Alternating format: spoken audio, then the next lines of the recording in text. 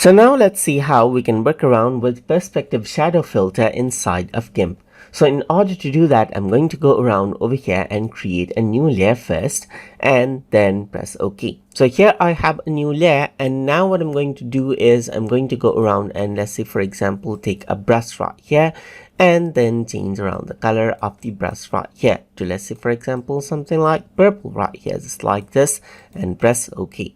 So once I go around and do that, I can go around and draw out something right here just like this. And let's say I want a perspective shadow for this particular layer. In that case, I can go around onto filters, and then I can go to light and shadows, and then over here you can see that perspective is an option.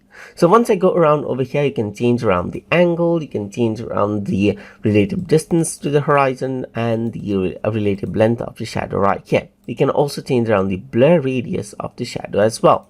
You can go around and choose the color of the shadow as well. So let's just go around and choose a bit of dark purple around over here, just like this as well. So once I go around and do that, you can see that there's interpolation right here, just like this, which allows you to go around and go for linear fading and so forth right here. So once I go around and do that, if I were to press OK, you can see that it actually processes it out, and then the shadow is there. The shadow is here, as you can see, just like this. So you can see that it is on the top right here, and then you can see that it actually went around and added in shadow on top right here, just like this.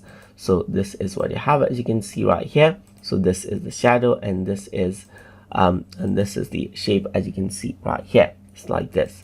So once I go around over here, you can see that and that is what you have. Let me just go around and press Ctrl Z right here, and then go to filter, and then go to light and shadow, and then go around onto perspective shadow right here, just like this. And then what you can also do is you can go around, change around the angle right here, just like this, and then go around for, let's say, for example, no halo right here, and you can also go around and allow the resizing right here and press OK, just like this, and you can see that that is how the shadow actually takes into effect right here, just like this. So you can see that this is what you have right here, and this is the perspective shadow, which is just separately created, just like this, as you can see.